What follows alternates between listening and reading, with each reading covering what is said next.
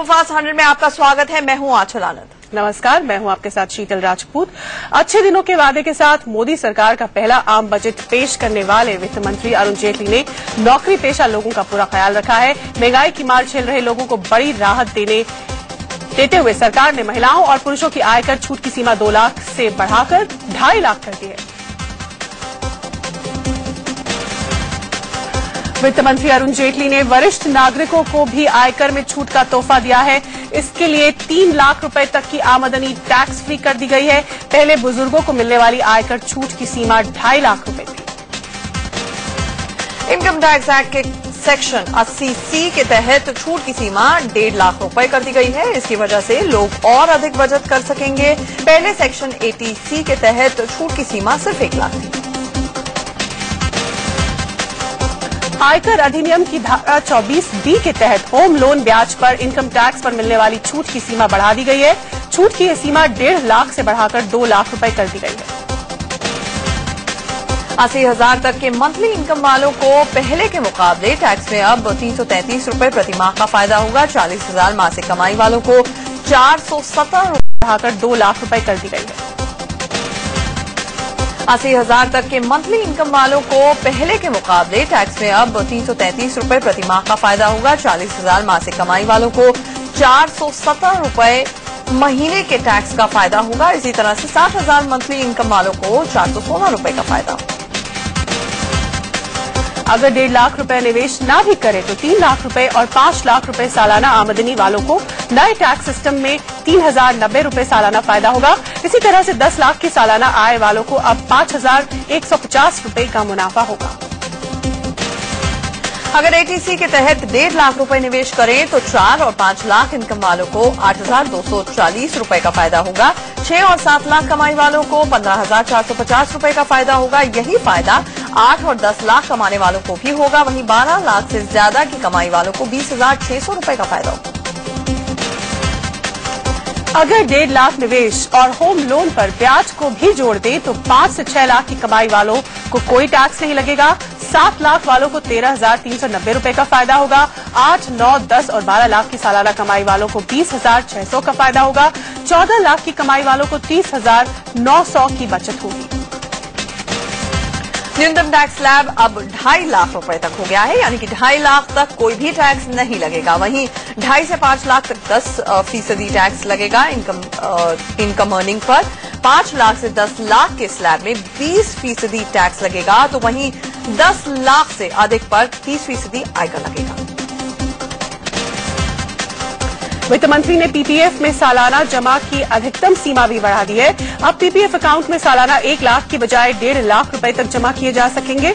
इसके साथ ही छोटी बचत को बढ़ावा देने के लिए किसान विकास पत्र की व्यवस्था फिर से शुरू की जाएगी। सरकार ने टैक्स सिस्टम को आसान बनाने की बात भी कही है। टैक्स विवाद सुलझाने के लिए अथॉरिटी बनाई जाएगी।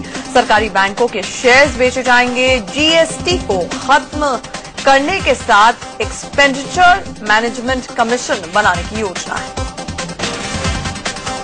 मोदी सरकार ने अपने पहले आम बजट में कंप्यूटर, टेलीविजन और 19 इंच से कम के LCD, LED सस्ते कर दिए हैं। साथ ही मोबाइल फोन खरीदने वालों को भी अब पहले से कम जेब ढीली करनी होगी। इनके साथ स्मार्ट कार्ड भी सस्ता कर दिया गया है। सरकार ने तेल और साबुन भी सस्ते करने का ऐलान किया है। डिब्बा बंद खाना भी अब पहले के मुकाबले सस्ता होगा। साथ ही 1,000 रुपए तक के जूते और देश में बने स्टेनलेस स्टील के सामान भी सस्ते हो जाएंगे। वहीं सोलर ऊर्जा यूनिट भी सस्ते होंगे। विदेश से सामान लाने वालों को भी सरकार ने राहत दी है। अब आप 45,000 तक का सामान बिना किसी टैक्स के ला सकेंगे। वहीं मोदी सरकार ने हीरे से बनी ज्वेलरी, लैपटॉप, कंप्यूटर, एक्सेसरीज, कैमरे और भी सस्ते कर दिए हैं, जिससे मिडिल क्लास ने भी राहत की सांस ली। जेटली ने शैम्पू को भी सस्ते करने का ऐलान किया है। साथ ही वायु सौर ऊर्जा उपकरण के साथ साथ कलर ट्यूब भी सस्ते कर दिए गए हैं। वहीं वित्त मंत्री अरुण जेटली ने अपने पहले बजट में आम लोगों को राहत देते हुए दवाइयों को सस्ते करने का ऐलान किया है। इसके साथ ही कीमती पत्थर भी सस्ते किए जाएंगे। वहीं मोदी सरकार ने ब्रांडेड कपड़े और इंपोर्टेड कॉस्मेटिक्स को महंगा कर दिया है। इसके साथ ही तंबाकू के उत्पादों जैसे सिगरेट, सिगार, गुटखा, पान मसाला और कोल्ड ड्रिंक्स को महंगा कर दिया गया है। वहीं जेटली ने कोयला एवं कोल प्रोडक्ट्स महंगे करने का ऐलान कर दिया है, जिससे आने वाले समय में बिजली और महंगी हो सकती है। इसके साथ ही टेलीकॉम उपकरण और बोतल बंद जूस भी महंगे होंगे। मोदी सरकार के पहले आम बजट में महंगाई की छाया भी दिखी। वित्त मंत्री अरुण जेटली ने महंगाई रोकने के लिए 500 करोड़ के फंड का ऐलान किया। विकास बढ़ाने और नौकरियां बढ़ाने का भी वादा किया गया। मोदी सरकार ने कई क्षेत्रों में एफडीआई के दायरे को बढ़ाने का फैसला किया है। वित्त मंत्री ने इंश्योरेंस सेक्टर में 36 से बढ़ाकर अब 49% और रक्षा क्षेत्र में 26 से बढ़ाकर 49% एफडीआई करने की घोषणा की है। पीएसयूज में 2.48 लाख करोड़ के विदेशी निवेश की बात कही गई है। आम बजट पेश करते हुए वित्त मंत्री अरुण जेटली ने कहा कि दुनिया में छाई मंदी का असर भारतीय अर्थव्यवस्था पर भी पड़ा है। उन्होंने अगले 3 से 4 साल में विकास दर 7 से 8% रहने की उम्मीद जताई और विकास दर को 2 अंकों तक पहुंचाने को सरकार का लक्ष्य बताया। वित्त मंत्री अरुण जेटली ने स्मार्ट सिटी के प्रोजेक्ट की बात भी कही है। उन्होंने कहा कि बड़े शहरों के पास 100 स्मार्ट सिटीज बनाई जाएंगी। स्मार्ट सिटी विकसित करने के लिए 7,060 करोड़ का विदेशी निवेश को मंजूरी मिल गई। औद्योगिक विकास के लिए वित्त मंत्री अरुण जेटली ने फिर से स्पेशल इकोनॉमिक जोन यानी SEZ शुरू करने का ऐलान किया। 7 इंडस्ट्रियल स्मार्ट सिटीज भी बनेंगी। साथ ही 16 नए बंदरगाह बनाने की घोषणा की गई। निर्यात बढ़ाने को एक्सपोर्ट प्रमोशन मिशन बनेगा। देश में 8,500 किलोमीटर हाईवे बनाए जाने की योजना है। हाईवे के विकास के लिए 37,000 करोड़ और हाईवे की सुरक्षा के लिए 50,000 करोड़ का फंड रखा गया है। अरुण जेटली ने गंगा नदी पर जहाज चलाने की बड़ी योजना का ऐलान किया। इस प्रोजेक्ट के तहत सबसे पहले इलाहाबाद से हल्दिया के बीच जहाज चलेगा। इसके लिए 4200 करोड़ आवंटित किए गए और प्रोजेक्ट 6 साल में पूरा होगा। गंगा की सफाई के लिए नमामि गंगे परियोजना का प्रस्ताव रखा गया है। गंगा नदी के लिए एक NRI फंड भी बनाने की योजना बनाई गई है। दिल्ली के लिए बड़े बजट का ऐलान किया गया है। बिजली पानी के लिए कुल मिलाकर 700 करोड़ का बजट रखा गया है, जिसमें बिजली सुधार के लिए 200 करोड़ और वाटर सिस्टम सुधार के लिए 500 करोड़ का बजट शामिल है। रेणुका डैम प्रोजेक्ट के लिए 50 करोड़ रखा गया है। वित्त मंत्री ने दिल्ली को कई तोहफे भी दिए हैं। इंडिया गेट के पास प्रिंसेस पार्क में 100 करोड़ की लागत से वॉर म्यूजियम बनाया जाएगा, जिसमें शहीदों के स्मारक होंगे। वित्त मंत्री अरुण जेटली ने देश के सबसे बड़े अस्पताल एम्स की तर्ज पर 4 और एम्स बनाने का ऐलान किया है। इसके लिए 500 करोड़ की योजना बनाई गई है। जेटली ने हर राज्य में एक एम्स बनाने का लक्ष्य रखा है। आम बजट पेश करते हुए वित्त मंत्री अरुण जेटली ने 12 नए सरकारी मेडिकल कॉलेजेस खोलने का ऐलान भी किया है। साथ ही जेटली ने यह भी कहा कि देश में 5 नए IIMs और 5 नए IITs खोलने की योजना है। अरुण जेटली ने देश में जिन 5 नए IITs को खोलने का ऐलान किया है वो जम्मू, छत्तीसगढ़, गोवा, आंध्र प्रदेश और केरल में खोले जाएंगे। देश में 5 नए IIMs भी खोलने का ऐलान वित्त मंत्री अरुण जेटली ने किया। ये नए IIMs हिमाचल प्रदेश, बिहार, पंजाब, ओडिशा और महाराष्ट्र में खुलेंगे। वित्त मंत्री ने शिक्षा बेटी बचाओ बेटी पढ़ाओ योजना पर 100 करोड़ खर्च करने का ऐलान किया। साथ ही प्राथमिक शिक्षा के लिए 28,000 करोड़ रुपए खर्च होंगे। मदरसों के आधुनिकीकरण के लिए 100 करोड़ का फंड रखा गया है।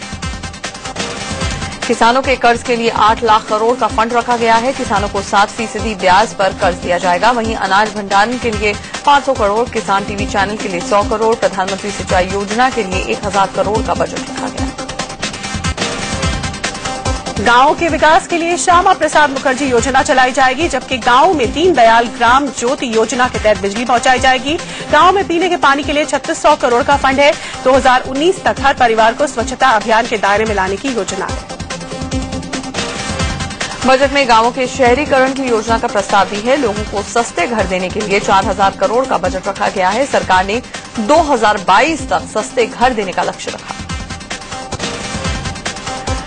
प्रधानमंत्री नरेंद्र मोदी के ड्रीम प्रोजेक्ट सरदार पटेल की प्रतिमा के लिए वित्त मंत्री ने 200 करोड़ रुपए का ऐलान किया। स्टैच्यू ऑफ यूनिटी नाम की यह प्रतिमा गुजरात में बनाई जा रही है।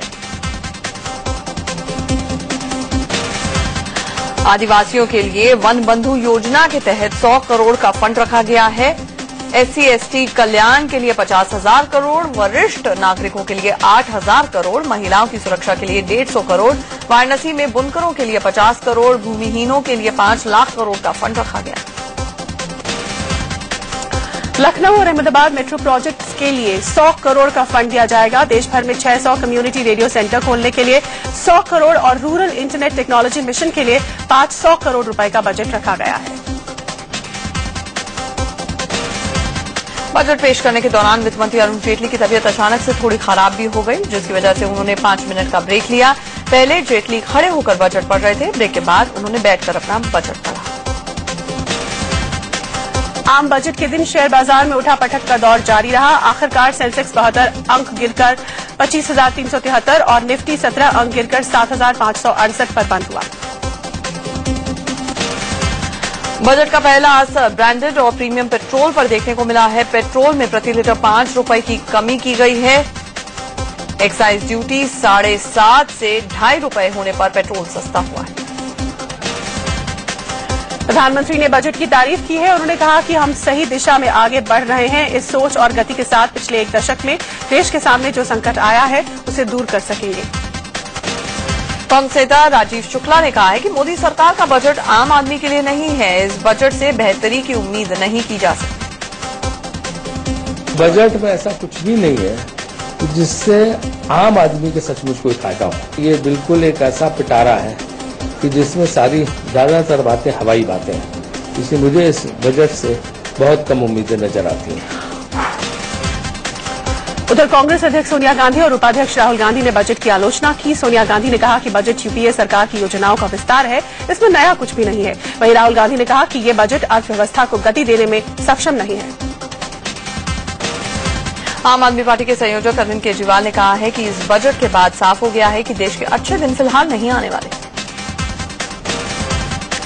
समाजवादी पार्टी मुखिया मुलायम सिंह यादव ने बजट को निराश करने वाला बताया है। उन्होंने कहा कि ये पूंजीपतियों का बजट है, इसमें गरीबों और बेरोजगारों के लिए कुछ नहीं है। बजट में कुछ है ही नहीं। आप देखिए बजट में केवल इन्होंने खुश किया है बड़े बड़े घराने को, कुछ पूंजीपतियों, उनके लिए बजट है, न गरीब के लिए है न बेरोजगार के लिए है। कभी एनडीए की सहयोगी रही जेडीयू ने भी बजट पर तंज कसा है। जेडीयू अध्यक्ष शरद यादव ने कहा है कि इस बजट से अच्छे दिन की उम्मीद बेकार है। इसमें न अच्छे दिन है न बुरे दिन है, यानी जहां खड़े थे वहीं खड़े हैं हम लोग। उधर बीएसपी की मुखिया मायावती ने कहा कि बजट में लोक लुभावन वायदे कर देश की गरीब जनता को गुमराह किया गया है। जैसे बोलते हैं ना कि वो लोगों को पुचकार देना, करना कुछ नहीं। जैसे किसी योजना में 50 करोड़, किसी में 100 करोड़, किसी में 150, ऐसे कोई लड्डू से जैसे बांट देते हैं। तो ये जो देश की जनता उसको केवल गुमराह करने की बात इन्होंने किया है। आरजेडी अध्यक्ष लालू प्रसाद यादव ने आम बजट को देश के हर वर्ग के साथ धोखा बताया।